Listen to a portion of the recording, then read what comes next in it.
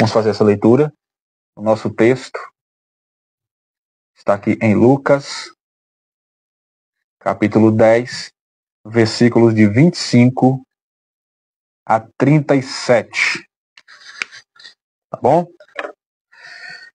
Graças a Deus. Vamos então fazer a leitura? Vou fazer a leitura dos versículos para que a gente possa vir aplicando aí a hermenêutica para a gente interpretar de uma forma mais fiel possível a esse texto. Lucas 10, 25 a 29. Eu quero só ler, na verdade, até o 37, tá? Não 29, 37. Vamos lá. Eis que se levantou um certo doutor da lei, aqui provavelmente um escriba, perito na lei, mas também os mestres da lei também eram chamados de doutores, tentando Jesus, dizendo: Mestre, que farei para herdar a vida eterna? E ele lhe disse: Que está escrito na lei? Como lês? Como você lê? Respondendo ele, disse: Amarás o Senhor o teu Deus de todo o coração, de toda a tua alma, e de todas as tuas forças, e de todo o teu entendimento. O que nós temos aqui no próximo versículo? E disse-lhe Jesus para ele: Respondeste bem, faze isso e viverás. Ele, porém, querendo justificar-se, disse a Jesus: E quem é o meu próximo? Respondendo Jesus, disse: Descia um homem de Jerusalém para Jericó e caiu nas mãos dos salteadores, os quais os despojaram e, espancando-o, se retiraram, deixando-o meio morto. E, ocasionalmente, descia pelo mesmo caminho certo sacerdote, e, vendo-o, passou de largo, deu a volta. 32. E, de igual modo, também um levita, chegando àquele lugar e, vendo-o, passou de largo. Mas um samaritano que ia de viagem, chegou ao pé dele e, vendo-o, moveu-se de íntima compaixão. E, aproximando-se, atou-lhe as feridas, deitando nelas azeite e vinho, e pondo-o sobre a sua cavaldura, levando-o para uma estalagem, e cuidou dele. E partindo no outro dia, tirou dois denários, e deu-lhes ao hospedeiro, e disse-lhe: Cuide dele, e tudo o que mais gastares, eu te pagarei quando voltar. Qual, pois, Jesus pergunta, destes três parece que foi o próximo daquele que caiu nas mãos dos salteadores? Então, o mestre da lei responde: O que usou de misericórdia para com ele? Então disse Jesus: Vai e faze da mesma maneira. Muito bem. Então, como é que nós vamos começar a analisar esse texto? Hermeneuticamente falando. Eu vou fazer uma aula mais simples, porque o nosso objetivo aqui é apenas a gente esclarecer algumas coisas. Então nós vamos utilizar um método, inclusive esse método é científico, um método chamado contexto imediato. Então vamos colocar aqui, contexto imediato. O que é um contexto imediato? É o que está acontecendo exatamente na hora do episódio. Então, não é algo que aconteceu e está sendo contado, mas é algo que está acontecendo em tempo real. Então, começa assim. Então, essa é uma das ferramentas. São muitas outras, tá? Então, essa aula vai contar basicamente com um contexto imediato, para que a gente possa entender se isso aqui é literal ou se é meramente espiritual. Tá bom? Vamos entender isso aí. Contexto imediato. Vamos entender que tipo de contexto imediato nós temos aqui. O primeiro ponto a nós analisarmos é que a parábola aqui é algo que vai entrar dentro de um diálogo. Então, qual é o contexto imediato? O que está acontecendo aqui imediatamente? Uma conversa. Está tendo um diálogo. Esse é o primeiro ponto. Temos um diálogo real. Está acontecendo. A parábola entra em resposta a esta ou a este contexto imediato, a esse diálogo imediato. Então não é algo em que Jesus veio, se assenta, como ele fez outras vezes, e para ensinar as pessoas, ele vai contar uma parábola. Não, esta parábola é para responder ou para contextualizar uma resposta que dentro de um contexto imediato está acontecendo em tempo real uma conversa, um diálogo ali entre Jesus e entre o mestre da lei. Então nós temos aqui esse diálogo entre um mestre e entre Jesus, um doutor da lei, especialista, né? Mas qual é o primeiro ponto que a gente já vai analisar? Quando a gente analisa o texto, a gente vai analisar que o contexto imediato é uma conversa? Sim. Mas qual é o teor, qual é o conteúdo desta conversa? Outro ponto importante. Então, primeiro, contexto imediato começa assim. O que está acontecendo ali em tempo real? Segundo, o que está acontecendo em tempo real, mas em grau. Ou seja, como é que estão os ânimos desta conversa? De onde parte esta conversa? Qual é a intenção das pessoas que estão envolvidas nesta conversa? Aonde elas querem chegar? Quando a gente observa esse trecho da Bíblia aqui, a gente já começa a entender que nesse diálogo, esse mestre da lei não está buscando salvação.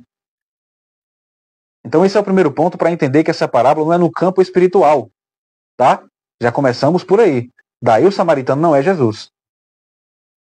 Entenda como isso é importante, como as ferramentas são importantes para interpretar um texto bíblico de forma correta.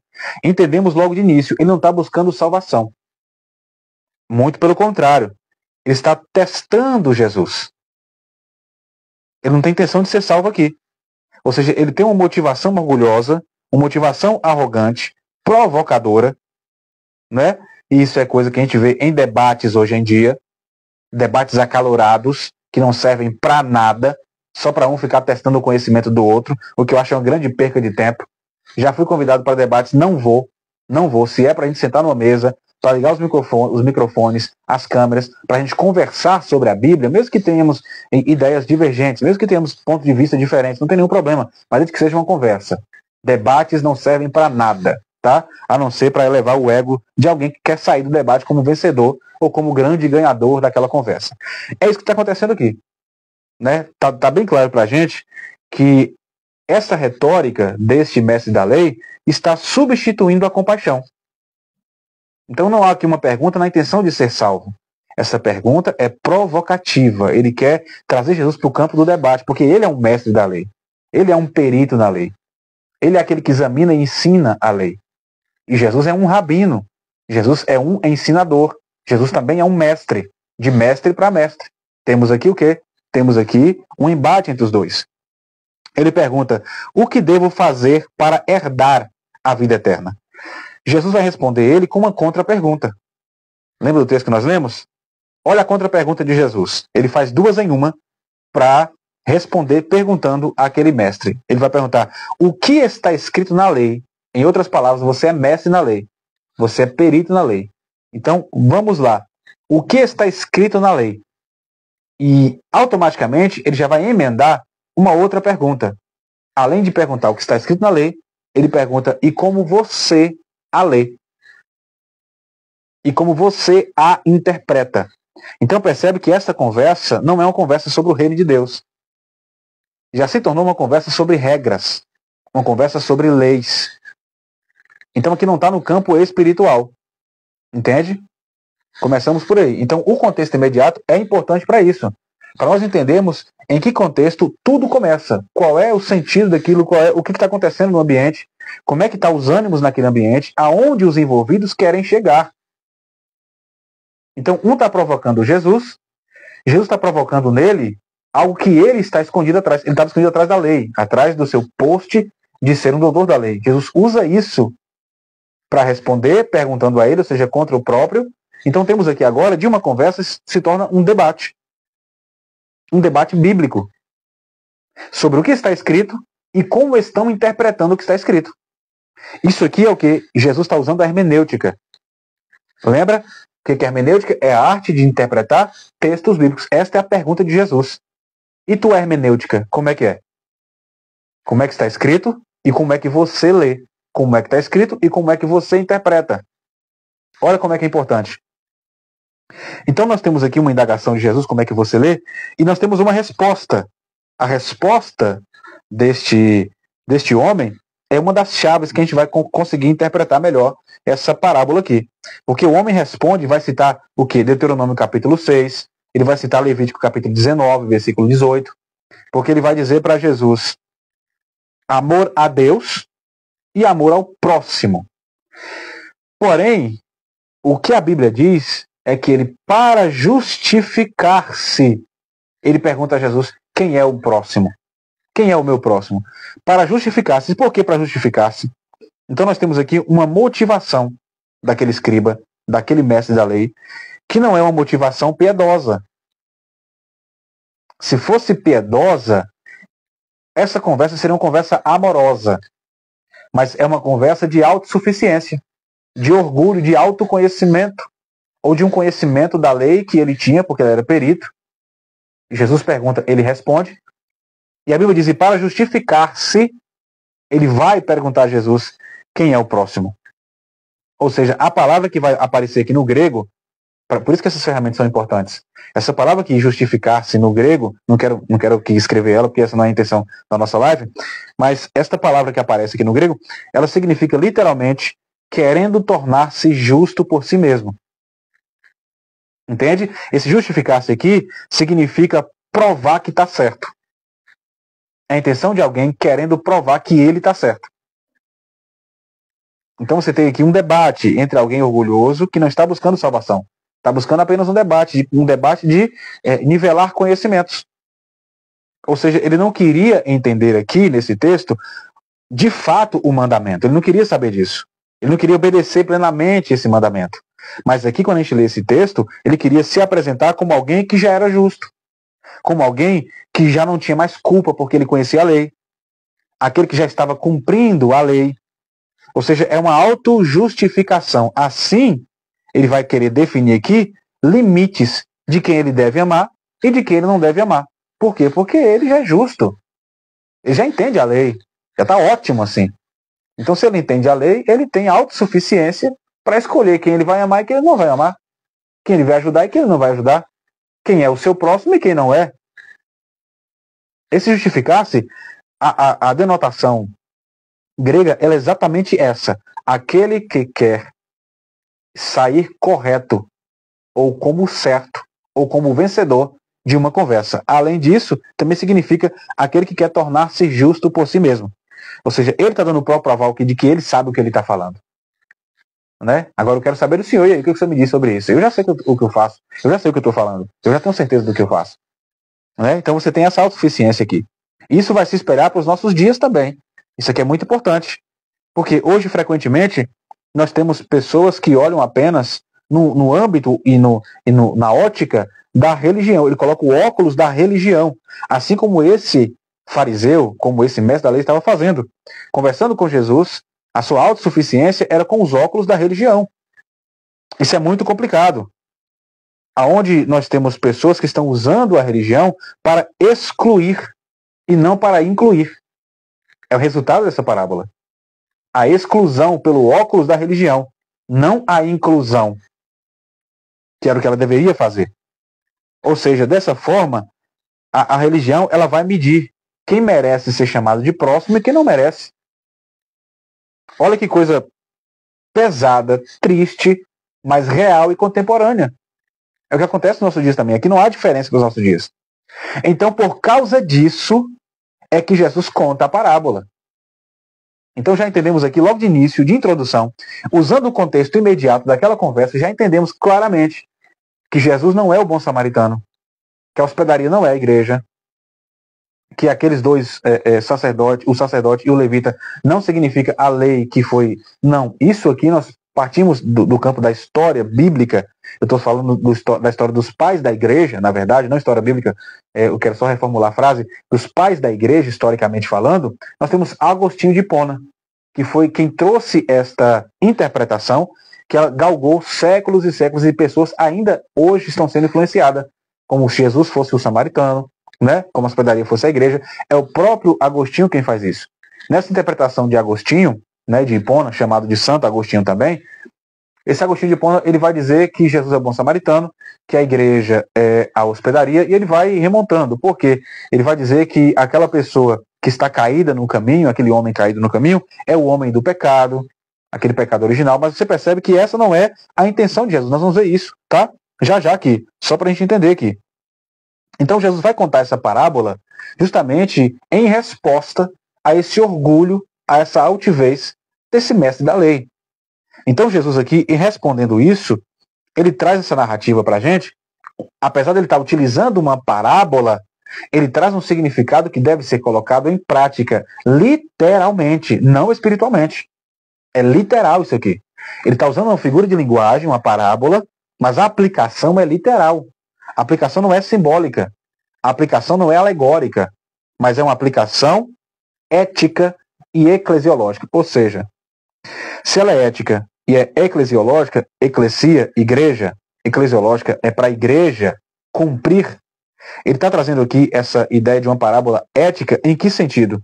Para nós como igreja. Ética porque vai mostrar valores morais. Valores morais do comportamento humano. Então aqui Jesus não está ensinando uma doutrina teológica simplesmente. Nesse texto aqui, não é uma doutrina teológica abstrata, nós podemos chamar assim. Mas Jesus traz aqui, mostrando que como é que deve ser vivida a fé, uma fé verdadeira. Como é que essa fé verdadeira deve ser vivida? Com ações de misericórdia. Olha o que o verso 33 desse capítulo que a gente está tratando aqui, vai começar aqui. Jesus vai começar dizendo: mas um samaritano que ia de viagem, Jesus falando para ele, chegou ao pé dele, o que estava caindo, vendo-o. O que o samaritano fez?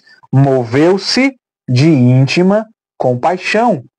É uma parábola ética, eclesiológica. Aqui um comportamento moral do ser humano. Ele vê o rapaz caído e quando ele vê, ele se move de íntima compaixão.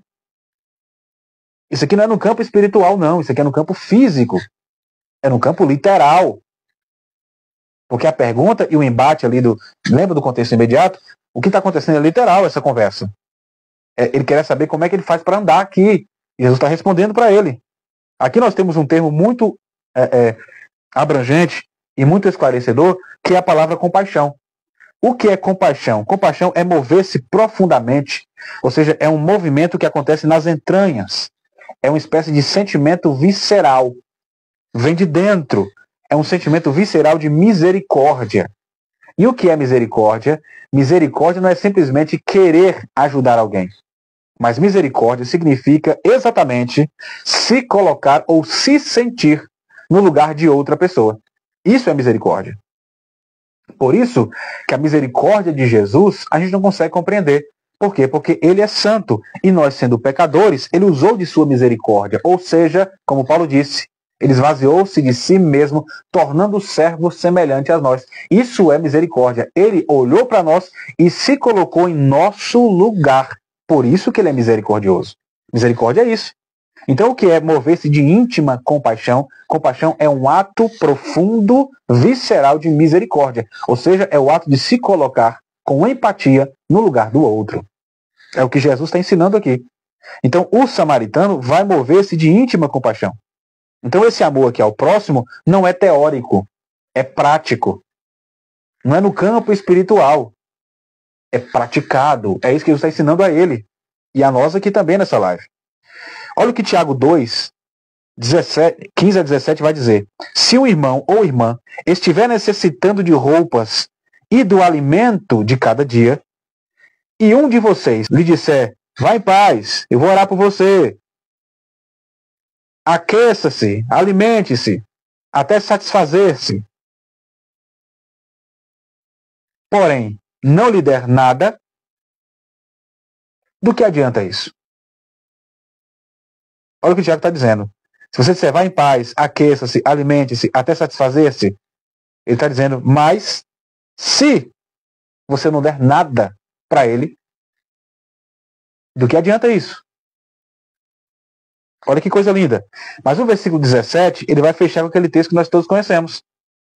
Assim também a fé, por si só, se não for acompanhada de obras, está morta. É o que Jesus está ensinando para esse mestre da lei. É isso aqui. O que Tiago entende muito bem, depois desse episódio, Tiago entende e vai escrever na carta. Olha que coisa. Num contexto que vai reforçar o quê? Com essa parábola para a gente, quando Jesus fala de amor, é um amor que deve ser praticado. Ou seja, um amor que não é praticado é um amor inútil. É só palavras. Vai em paz, Deus abençoe. Amém. Mas o irmão vai para casa, mas ele vai com fome. Então a sua fé é morta, é inerte, não faz a menor diferença. Se não houver uma ação prática, um amor prático, não simplesmente um amor falado. Uma fé verdadeira não se isenta do sofrimento do outro. Se você se isenta do sofrimento do outro, automaticamente essa sua fé é uma fé que não está condizendo com as Sagradas Escrituras. Tá bom, meus queridos? Até agora tudo bem? Estamos caminhando para a nossa segunda parte, para encerrar a nossa live, tá? Só para a gente entender aqui um pouco uma das ferramentas que a gente pode utilizar.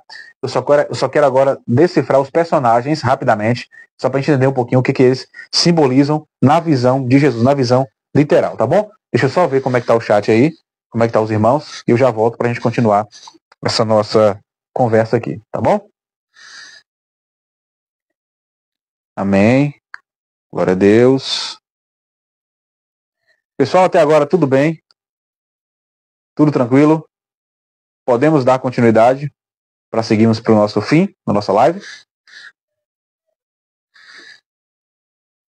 Me ajuda aí, pessoal. Tudo bem? Podemos dar seguimento?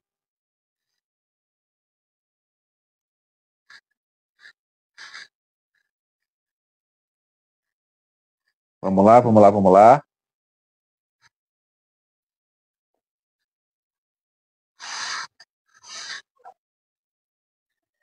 Podemos seguir, pessoal? Tudo certo? Amém? Ajuda aí, porque eu estou sem retorno aqui, tá?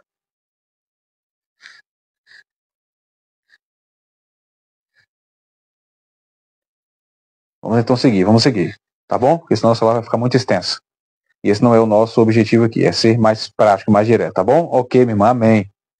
Amém, Deus abençoe, tá? Deus abençoe pela resposta. Então vamos lá, vamos decifrar. Então nosso segundo ponto aqui na hermenêutica é entendemos o contexto imediato, então nós entendemos no contexto imediato o que está acontecendo ali é literal. Vou até acrescentar aqui na frente. É literal, o que nós chamamos de literalidade. Então estamos utilizando aqui métodos nesse contexto imediato e um deles é dizer que isso é literal. Então o que Jesus está ensinando ali é algo que deve ser praticado. Literalmente praticado. Isso é muito importante. Então nós precisamos então agora identificar a resposta de Jesus com a parábola. Se Jesus traz uma parábola ali, ele está querendo responder, ele está nesta conversa, nesse debate com o mestre da lei, respondendo para ele dentro da parábola. Então agora chegou o momento de entendermos a parábola no sentido que? No sentido literal. Se essa conversa é literal, Jesus está respondendo no âmbito da literalidade. Então vamos entender por que Jesus responde assim e o que Jesus está respondendo para ele, tá? Tomando água nessa caneca maravilhosa que o nosso pregador, design gráfico, Thierry Lese, fez pra gente e nos deu de presente. Foi uma maravilha, caneca maravilhosa. Do nosso curso Tetra, Teologia Transformadora. Inclusive temos nosso canal no YouTube. Tá bom, irmãos? Você que ainda não é inscrito no nosso canal, por favor, dá uma passadinha por lá. São temas gratuitos, né? Que a gente está sempre ali conversando. Aulas completas da EBD, lições bíblicas. Canal Teologia Transformadora com o Elbert Cruz. Lá no YouTube, você vai estar ajudando a gente, é gratuito. Você se inscreve, ativa o sininho, coloca lá nos comentários, curte, compartilha para os irmãos também, porque assim a gente vai juntos crescendo na graça e no conhecimento. Tá bom? Glória a Deus. Conto com vocês para a gente continuar crescendo aí e abençoando a igreja e abençoando nossos irmãos também. Então vamos lá, vamos separar aqui alguns personagens. O primeiro deles, a Bíblia começa dizendo, Jesus começa dizendo sobre o homem, né? Então há um homem aqui, nesta parábola. Outro personagem são os assaltantes.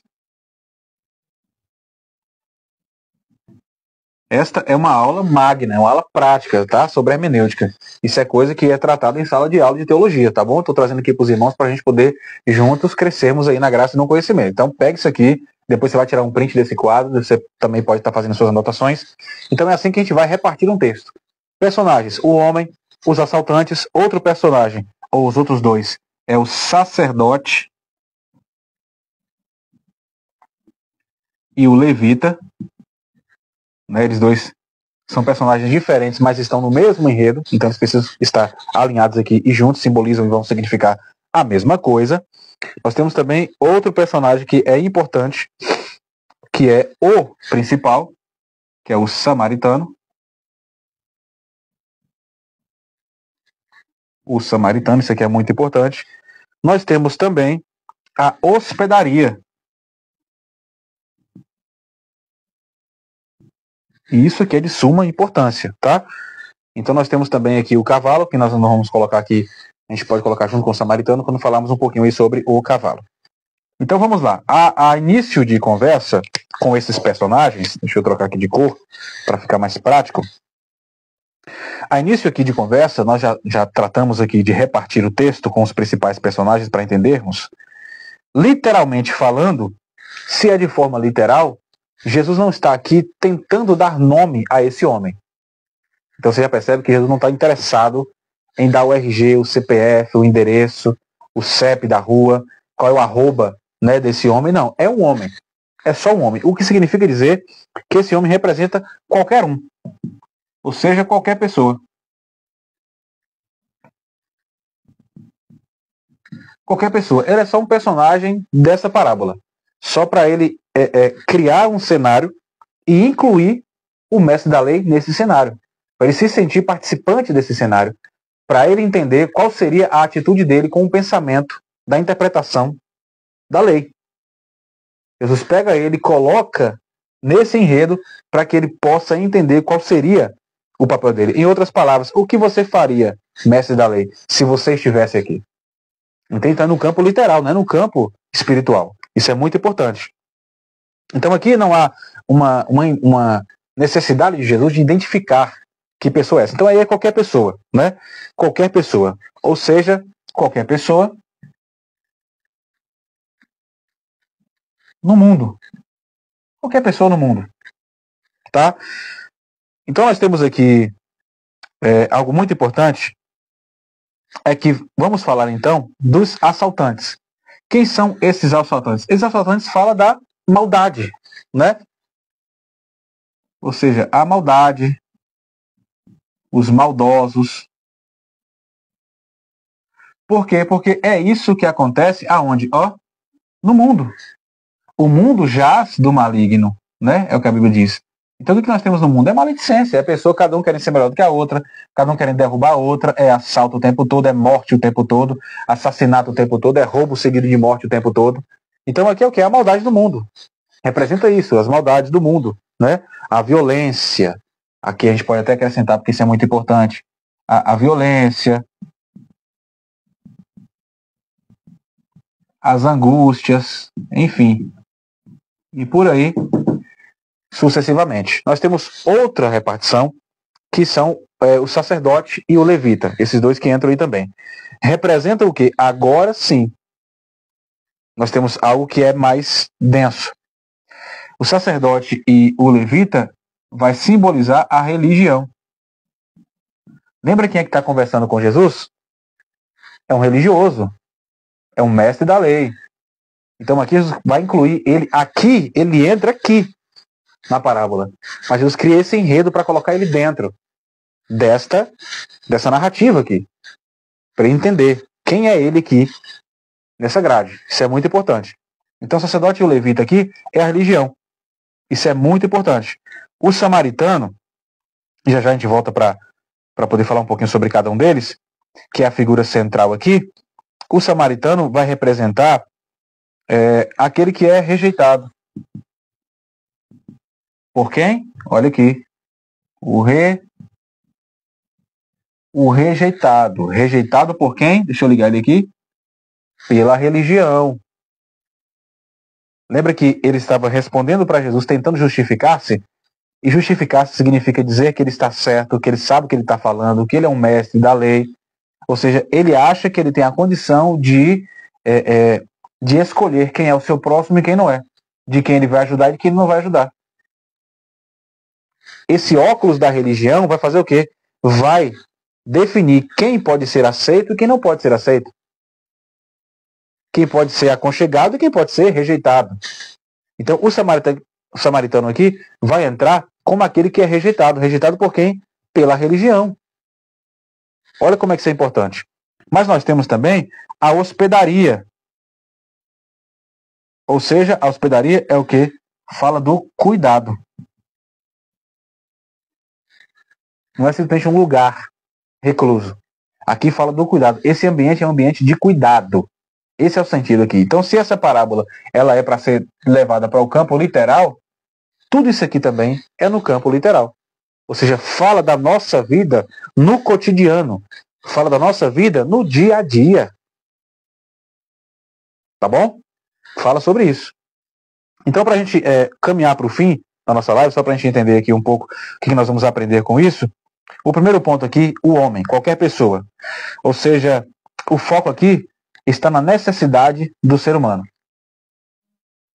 Tá? Um homem estava saindo de Jerusalém e descendo para Jericó. Necessidade do ser humano. É um dia a dia, é uma viagem como a gente faz normalmente. É uma viagem, a gente sai de um lugar para ir para o outro. A gente vai na padaria, a gente vai no mercado, a gente vai no shopping, a gente vai no centro da cidade, a gente vai viajar de uma cidade para outra. É o nosso cotidiano, é o vai e vem. É o dia a dia. Não há aqui nenhuma diferença. Aqui, ó. É o dia a dia.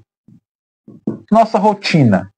Aquilo que a gente faz todos os dias. Então, no dia comum, no dia normal, né? Aqui fala dessa vulnerabilidade humana do nosso cotidiano. Estamos vulneráveis a passar por problemas, vulneráveis. Ninguém está isento de passar por isso, né? Que esse homem passou.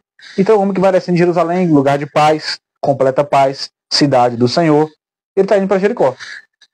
Então, acontece isso. Agora, a partir daqui do assaltante em diante, é que a gente começa a entrar um pouco mais a fundo no texto, porque a intenção não é falar sobre esse homem. A intenção é falar sobre o que eu e você faríamos em situações como essa. Por isso que eu falei no começo que isso aqui dá um sacode, né? Dá um sacode na nossa vida cristã. A gente sente ter vergonha de sermos quem somos, de fazer o que fazemos ou deixar de fazer o que deveríamos fazer. Né? Jesus ele é muito didático, né? A sua pedagogia é maravilhosa. Inclusive, ele é o mestre dos mestres. Não é isso, meus irmãos?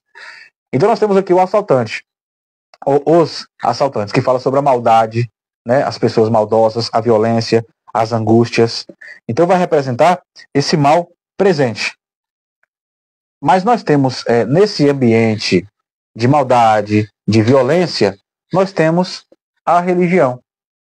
Nós temos instituições. Deixa eu colocar aqui.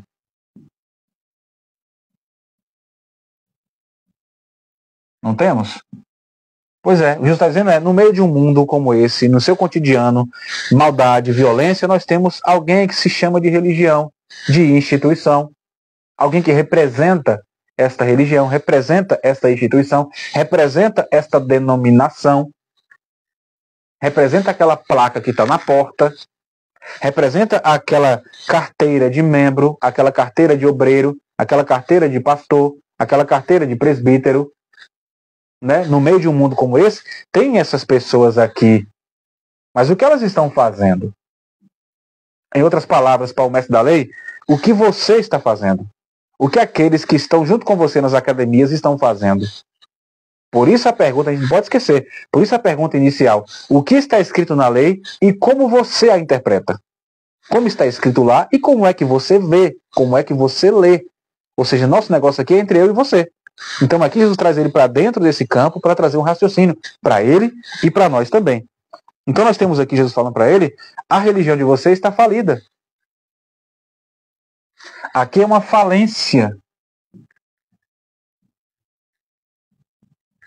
Uma religião completamente fadada ao fracasso. Por quê? Porque é uma religião que não usa de compaixão. Não tem amor aqui. Amor zero. É só religião. Quando ele fala desses dois aqui, do sacerdote e do levita, ele está dizendo a religião por si só é só religião. Não tem amor, não tem compaixão, porque ela está interessada em outras coisas. Ou seja, tanto o sacerdote quanto o levita, eles eram representantes. É o que a gente vê aqui nesse texto. Está claro aqui pra gente. Eram representantes da lei de Moisés. Ou seja, eram supostamente modelos. Modelos, olha aqui. Modelos a serem seguidos. Modelos de quê? De piedade. Porque Moisés manda ter compaixão e eles ensinavam a lei. Quem olhava falava, oh, que bom, que legal. Olha como fulano é inteligente, olha como cicrano é inteligente, mas não passa de religião. Olha como é que Jesus vai trazer e colocar essa bomba no colo dele. Isso é muito importante. Tiago 1:27, deixa eu ler o que Tiago 1:27 vai dizer pra gente. Olha que coisa linda. A religião pura e imaculada para com Deus é visitar os órfãos e as viúvas nas suas tribulações. De onde Tiago tirou isso? Daqui. Do seu mestre dos mestres, que é Jesus. Andando com Jesus, aprendendo com Jesus, para poder escrever aquela carta maravilhosa, que é a carta de Tiago, baseada em quê? Nisso aqui. Tiago não está falando aqui no campo espiritual. É o próprio Tiago que diz assim, olha, se alguém tiver com fome e você disser, vai em paz, para que serviu isso? Se você não alimentar essa pessoa também. Entende? Porque Tiago entendeu que isso aqui é no campo literal. Eu tenho que viver isso aqui. Para dizer que eu cumpro os mandamentos do Senhor, eu preciso viver isso aqui. Não, Ebert, não é, porque está falando sobre o mestre da lei, está falando da lei do Antigo Testamento. Então por que Tiago usa essa expressão, Tiago usa esse resultado, Tiago usa esta conclusão para escrever sua carta? A carta já é graça, a carta já é Novo Testamento, a carta já é igreja. Por quê? Porque Tiago entendeu que essa lição aqui não é uma lição da lei, não é uma lição simplesmente da religião. Aqui há um resultado ético. O resultado disso aqui é literal, é ético, faz parte da nossa moral, da nossa conduta, de como nós devemos viver entre pessoas. Aqui está falando de sociedade, um homem viajando. Sociedade, viver em sociedade. Os assaltantes, maldade, a violência do dia a dia, as angústias do dia a dia. Aqui está falando sobre nossa vivência normal. Isso aqui é sociedade, é dia a dia, é vivência. Olha como é que isso é importante. É o que o Tiago vai falar para a gente. Olha o que ele diz. A religião pura e imaculada para com Deus é visitar órfãos, visitar viúvas nas suas tribulações. Ou seja, ampará-las, assim como esse homem fez. Então o que acontece aqui, o que esses homens estavam temendo quando o sacerdote vem e vê o homem caído no chão, porque ele já havia passado por aquela violência. Lembra disso? Quando o sacerdote vê, ele passa de lado. Quando o levita vê, também finge que não viu, dá a volta e vai embora. Ou seja, eles não queriam que se contaminar com aquele homem caído no chão. O que a gente vai entender aqui nesse texto, que vai revelar para a gente, uma religião ritualística, desumana, movida apenas pelo ritual. Por quê? Porque para eles o que interessa é estar no culto. Para o levita aqui, o que interessa era cuidar dos utensílios do templo. Para ele aqui o que interessava era cantar no louvor. Para ele aqui o que interessava era pregar. Para esse aqui o que interessava era pastorear. Para esse aqui o que interessava era estar em holofote. Para esses aqui o que interessava era estar em destaque. Era estar servindo lá no templo. Saiu da porta para fora, acabou. Eu não tenho mais nada com o mundo, que o mundo se exploda. Tô nem aí para ninguém. Sabe? Enquanto eu estiver lá dentro da igreja, fazendo minhas coisinhas no meu departamento, tá ótimo. Eu não preciso cuidar de ninguém. Porque isso é fazer a obra de Deus, não é. Isso é você contribuir com a manutenção da igreja. Isso é você contribuir com o corpo de Cristo. Mas a obra que você tem que fazer é fora de lá. O chamado é para fora, não é para dentro. Para dentro é o cuidado dos que estão lá dentro. Fazer a obra é ir para fora. Coisa que não está acontecendo aqui. Meu Deus do céu. Porque muitas pessoas estão assim, ó, como esse sacerdote, como esse levita. Eles vão ao culto. Eles não são o culto. E aqui é um chamamento não para ir ao culto, mas para ser o culto. Quando eu sou o culto, quinta-feira à noite, eu estou na igreja. Eu sou o culto e estou no culto com meus irmãos. Na sexta-feira pela manhã, no meio da rua, eu continuo sendo o culto. Então o que acontece na igreja, nas quatro paredes, no culto à noite, no outro dia, deve continuar na minha vida diária. Isso é ser o culto e não ir ao culto. O culto não é cinema, gente, pra gente pegar um balde de pipoca e assistir. Pelo amor de Deus. O culto é um sacrifício. E é você, com seu corpo, por isso que apresenteis ao Senhor vossos corpos como sacrifício vivo. Isso é culto. O que não está acontecendo aqui. Olha como Jesus está colocando ele, né, numa bifurcação aqui, falando, e aí, meu amigo, escolhe aí. O que você vai fazer? Olha para um lado, olha para o outro. Então Jesus ele vai trazer o exemplo. Eu quero só entender que o que Jesus fala aqui com ele, né, que Tiago vai reforçar isso, o que Jesus fala aqui é o que o próprio Jesus vivia, tá? Jesus não só falava, ele vivia. Você lembra de Marcos capítulo 2, versículos 27 e 28? Olha lá, ele diz: o sábado foi feito por causa do homem, e não o homem por causa do sábado. Assim o Filho do Homem é Senhor até mesmo do sábado. O que Jesus está ensinando aqui é que a lei deve ser interpretada à luz do amor e da misericórdia e da vida. Por que isso? Porque no capítulo posterior, no capítulo 3, versículo de 1 a 5, é quando acontece outro episódio sobre o sábado. Quem é que guarda o sábado? Os mestres da lei. Quem ensinava isso? Os mestres da lei. O sacerdote, o levita, eles guardavam o sábado. Jesus, por ser um judeu, também guardava o sábado. Jesus guardava o sábado. Só que ele está deixando aqui algo muito claro sobre a lei, que é algo que esse camarada não sabia. Isso no seu sentido literal, diário. Por quê? Porque Marcos 3, de 1 a 5, vai dizer o seguinte: ora, outra vez, entrou na sinagoga e estava ali um homem com uma das mãos atrofiada. Alguns deles estavam procurando um motivo para acusar Jesus e por isso o observavam atentamente para ver se ele iria curá-lo no sábado. Olha lá. Então Jesus lhe perguntou: o que é permitido fazer no sábado? O bem ou o mal? Para salvar uma vida ou para matá-la?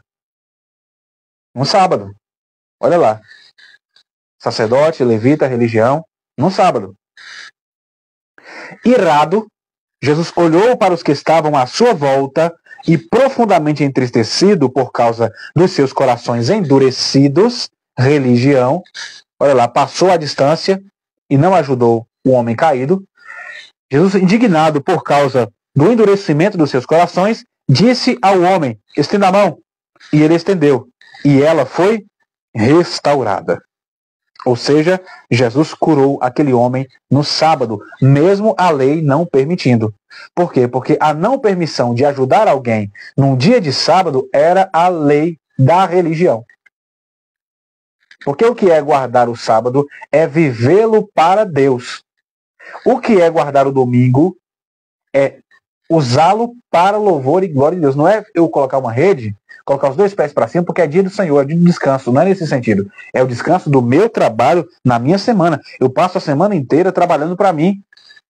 Eu passo a semana inteira cuidando das minhas coisas. Quando chega no final de semana, eu chego no domingo, é o dia de dedicar aquele dia ao Senhor. Isso é descansar. É descansar das minhas preocupações, é descansar dos meus afazeres. E dedicar um dia ao Senhor. Tá vendo como eles não conseguiam interpretar as leis? Porque eles estavam o quê? Encafifados, cheios de mera religião, de mera instituição, de mera placa de igreja falida, de mera denominação que só tem nome, mas não faz o que fala. É o que está acontecendo aqui. E isso é cotidiano. Jesus mostra com essa parábola aqui, com esse acontecimento aqui do sábado, que eu acabei de mencionar, de Marcos 2 e Marcos 3, Jesus vai trazer aqui que o sábado foi instituído por Deus. Ou seja, não é em si mesmo. O fim do sábado não é em si mesmo, não é no próprio sábado. Mas o sábado deve servir para a vida do outro, para o bem do outro. O sábado deve servir para louvor e glória do nome do Senhor. Não que o sábado ou o domingo em si mesmo é o fim. Olha lá como é que as coisas são importantes a gente olhar nessa temática, não é verdade? Então nós temos aqui o samaritano. Quem é o samaritano? É o rejeitado. O samaritano era rejeitado pelos judeus, aqueles homens, né, da religião. Opa, deixa eu trocar aqui porque perdemos a conexão. Ou seja, é uma figura que causa escândalo. Mas para quem? Para as instituições, não para Deus. Causa escândalo para a religião, não para Deus. Para esse povo que vive de aparência, não para Deus. Para Deus não, para Deus esse samaritano aqui tem o valor de uma alma como qualquer pessoa tem. Então eles eram rejeitados, os samaritanos. Olha que Jesus coloca no meio dessa parábola, justamente um inimigo cultural, um inimigo religioso dos próprios judeus, daquele que havia perguntado para Jesus. Então, o samaritano aqui, ele vai chegar e vai se aproximar, ele se aproxima do homem caído no chão. Ele se aproxima desse homem aqui, ó, do que está caído no chão. Isso é muito importante. Porque quando ele se aproxima, aqui nós temos um amor, deixa eu colocar aqui, amor prático. Pior sacerdote levita que passaram de lado e foram embora. Ele poderia de cá olhar, sentir um pouco de pena e pensar na sua cabeça assim, ó, Deus te abençoe. Mas não. Ele se aproximou, movido de íntima compaixão. Isso é um amor prático. É algo praticado por ele. Ou seja, ele interrompe a sua viagem. Ele estava indo, né, pelo caminho, ele estava viajando pelo caminho. Ele interrompe a sua viagem, aqui nesse texto, e paga um preço pessoal. Aqui há um preço pessoal. O preço do seu trabalho. E ele cuida, primeiramente, de forma pessoal. Por que de forma pessoal? Porque o texto diz que, primeiramente, ele leva esse homem caído, o samaritano, leva esse homem caído para uma estrebaria, para um estaleiro, e cuida dele ali, naquele momento, com as condições que ele tinha ali. Ou seja, ele presta os primeiros socorros. No outro dia é que ele leva para a hospedaria. Então, primeiro, há um contato pessoal. Há aqui um interesse de primeiros socorros. Você está muito mal, você está muito ferido, não dá para levar você assim, do jeito que você está.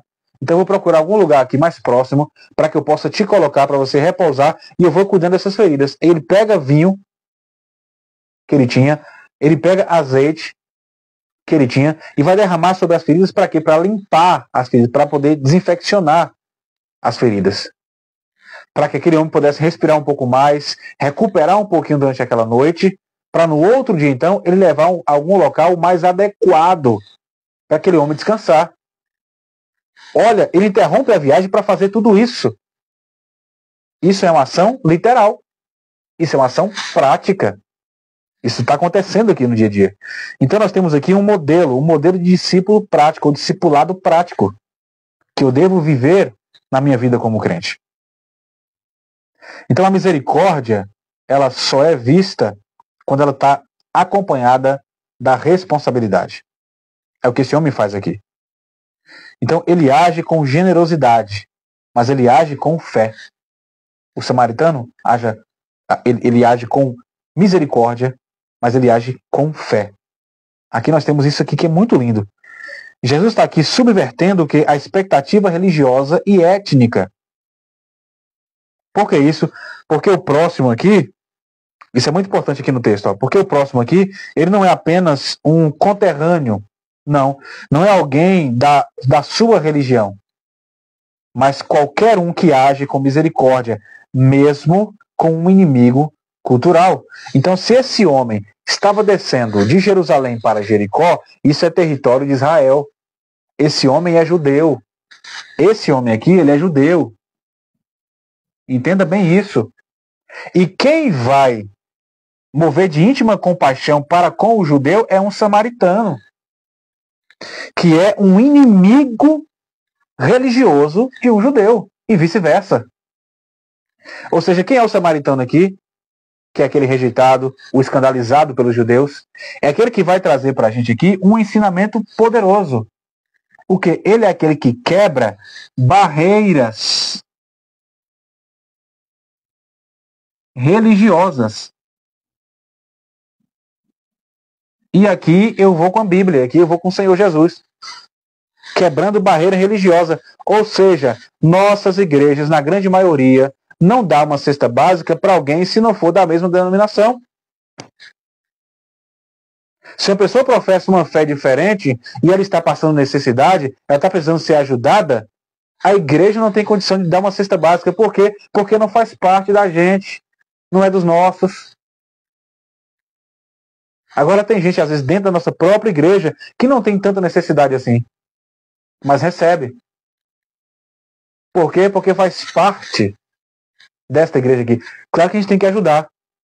Obviamente, os que estão dentro, não posso ajudar quem é de fora se eu não ajudar quem está dentro. Obviamente. Só que a gente, mal, ajuda quem está dentro. Mal.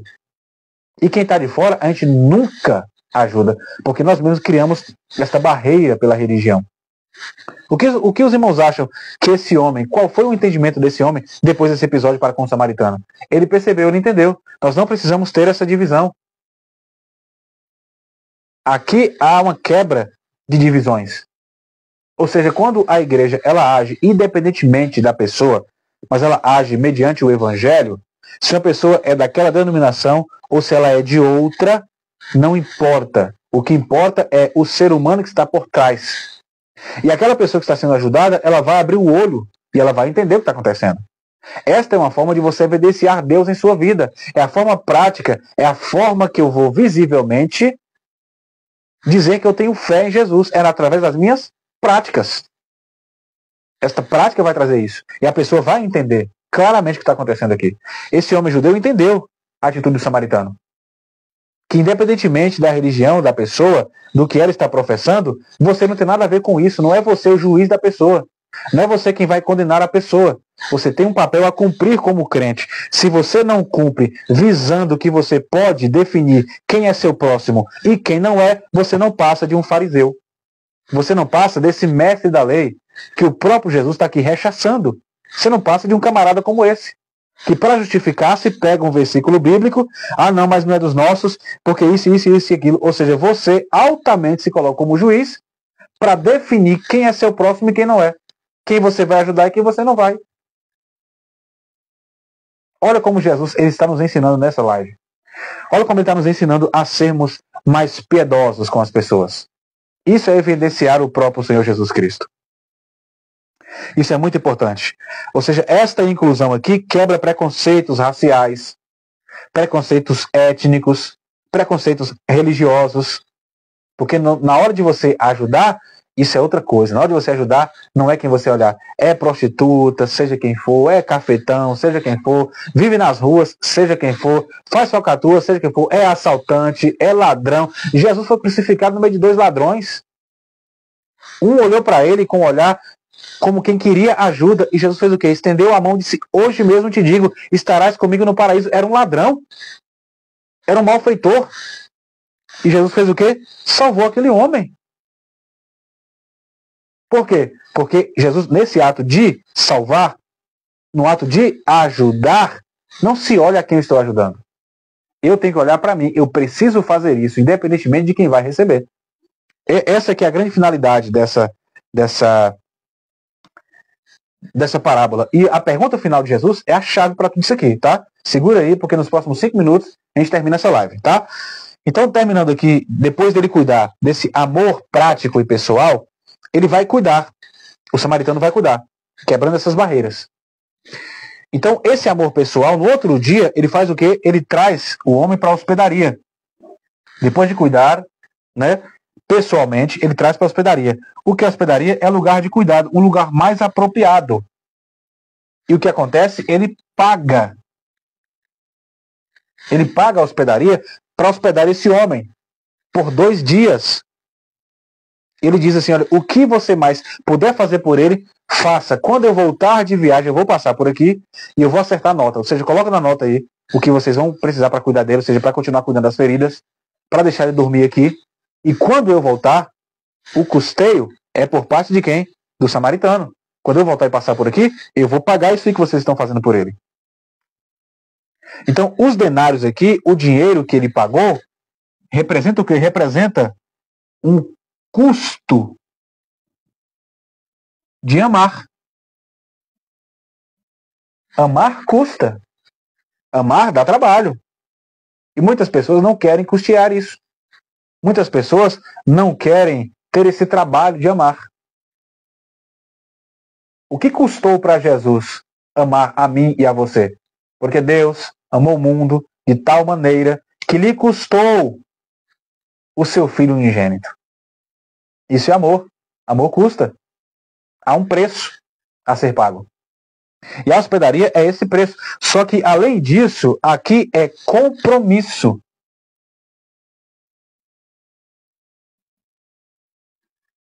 Por que um compromisso? Porque ele só pagou e foi embora. Há um custo, há um trabalho, sim, mas ele manteve esse homem na hospedaria.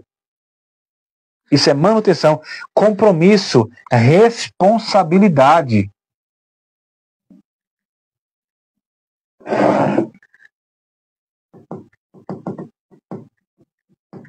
Ou seja, um amor irresponsável é um amor de palavras. Um amor responsável com compromisso é um amor que cuida. Que cuida. Então tem hora que eu consigo cuidar. Tem hora que eu não consigo mais cuidar. Mas eu vou jogar para lá? Não, eu preciso procurar alguém que possa dar continuidade a isso. É o que ele fez. Eu estou em viagem. Eu não posso ficar aqui. Eu já fiquei de ontem para hoje. Vou procurar um lugar onde eu posso colocar ele. Olha a responsabilidade. Olha o compromisso com esse amor. Onde eu posso colocar ele e eu posso seguir para fazer o que eu deveria fazer, porque minha vida não pode parar. Porque se a minha vida parar, eu também não consigo ajudar ninguém. Então eu devo continuar minha viagem para terminar o que eu estou indo fazer, para terminar o meu compromisso, mas eu vou ter que voltar e passar por aqui. Quando eu voltar, eu acerto a conta. Então eu vou deixar para alguém continuar esse cuidado. É o quê? É dar um jeito na situação. Se eu não posso fazer, eu posso ligar para alguém que pode. Eu posso pedir emprestado para alguém que tenha.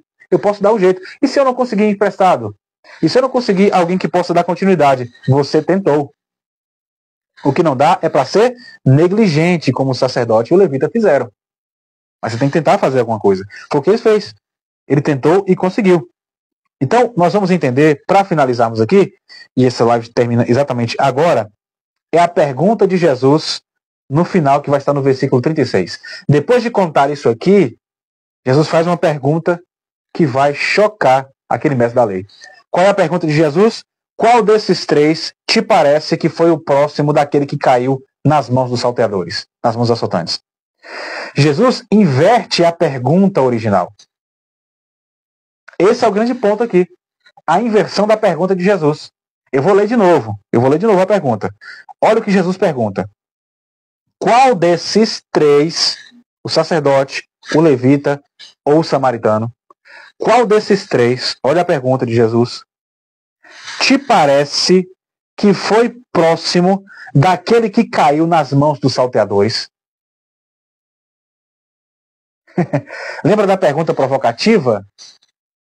Lembra da pergunta provocativa do mestre da lei para Jesus? Foi assim, para querer se justificar, perdão? Para querer se justificar, o que ele fala? Ele pergunta para Jesus, e quem é o meu próximo?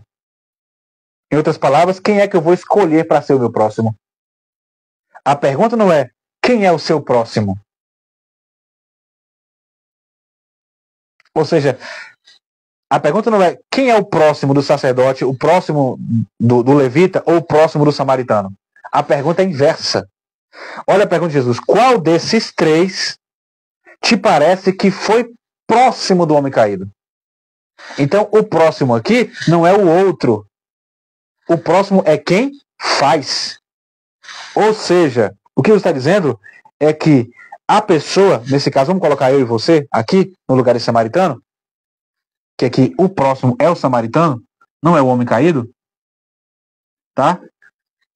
O que Jesus está dizendo com essa pergunta aqui é que quem se aproxima é que é o próximo, não o aproximado.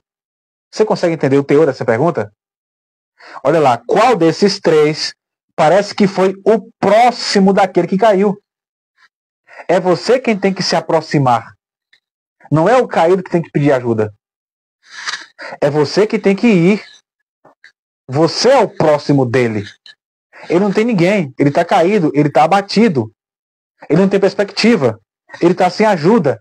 Quem vai ajudar é quem deve se aproximar. Então, quem está indo ajudar é que é o próximo. Não quem está sendo ajudado. Eu vou repetir a pergunta mais uma vez. Qual desses três te parece que foi o próximo daquele que caiu nas mãos dos salteadores? Então Jesus conclui para ele, porque ele vai responder. Ele olha para Jesus, procurando um lugar para se enfiar, e responde, então o próximo nesse caso foi quem usou de misericórdia. Ou seja, ele entendeu, o próximo não era o que estava caído no chão. O próximo foi o samaritano, que foi quem usou de misericórdia. Esta é a resposta. Aí Jesus encerra no sentido literal. Literal. Ele encerra dizendo: então vai e faça a mesma coisa. Vai e pratique a mesma coisa. Ou seja, no seu dia a dia, faça isso.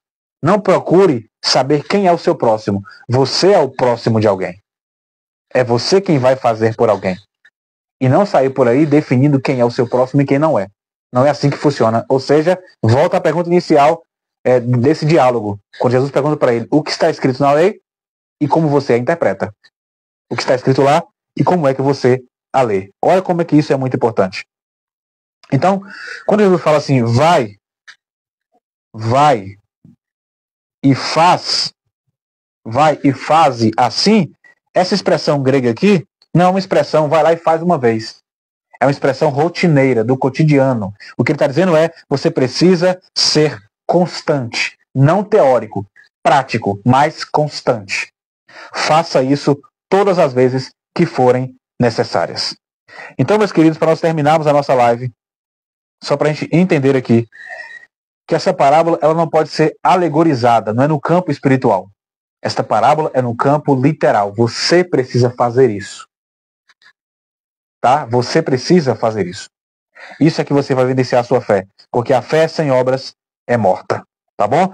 Ou seja, uma leitura correta, usando métodos da hermenêutica, vai te fazer o quê? Vai te fazer compreender, ter uma leitura correta que vai te levar a uma ação prática. Você vai viver com misericórdia, como Jesus, de forma encarnada, nos ensinou, demonstrando de várias formas. Olha a importância da hermenêutica, para que você entenda o texto do jeito que ele é, do jeito que Jesus ensinou, e não do jeito que você quer entender. Porque é muito fácil falar disso aqui no campo espiritual.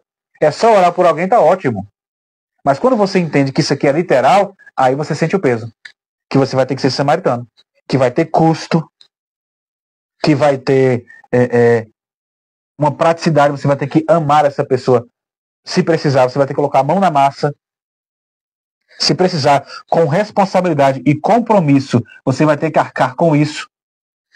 É só jogar para lá. Você vai ter que dar assistência, até você perceber que está tudo certo, que está tudo bem. Olha como é que o negócio é mais denso do que a gente consegue imaginar. Mateus 22, 37 a 40, Jesus afirma que o amor a Deus e ao próximo é o resumo de toda a lei e os profetas. Primeira carta de João 4, 20. Se alguém disser amo a Deus e odiar o seu irmão, é mentiroso. Tiago 2, 14 a 17. Fé sem obras é morta. Ou seja, o verdadeiro amor ao próximo envolve ação prática de socorro. Outro texto lindo, Levítico 19, 34. Olha o que Moisés vai escrever e vai dizer. O estrangeiro que peregrinar entre vós será como o natural da terra, e o amarás como a ti mesmo. Para fechar, Mateus 25, 40. Jesus disse, sempre que o fizestes a um desses meus pequeninos irmãos, a mim também vocês estão fazendo. Então, meus queridos, nós devemos compreender com esta parábola algo maravilhoso aqui. Que uma hermenêutica fiel, olhando para essa parábola, uma hermenêutica lá, fiel, vai respeitar o gênero do texto. Ou seja, nesse caso aqui da parábola, há um contexto histórico envolvido. Há aqui também um objetivo teológico envolvido, do ensino de Jesus com essa parábola. Mas não é simplesmente uma construção simbólica, alegórica, fantasiosa. Não, é uma construção completamente literal da sua vida e da minha vida no cotidiano. Então nós entendemos aqui que há uma convocação direta à prática da compaixão como marca do reino de Deus. Se você é marcado que você é pertencente do reino de Deus, você tem que ter ações práticas de compaixão como essa. Por isso que Tiago vai nos ensinar sobre isso. Então Jesus ensina justamente sobre a unidade. Por isso que eu disse que ela é ética, moral, comportamental, mas ela também é eclesiológica. A igreja tem que fazer isso aqui. Eu e você, como membros do corpo de Cristo, como igreja, devemos fazer isso aqui. Isso é para todos nós fazermos. Então, nós não estamos apenas aqui para crer, mas para viver. Não crer que isso é certo, mas viver, porque viver isso é certo.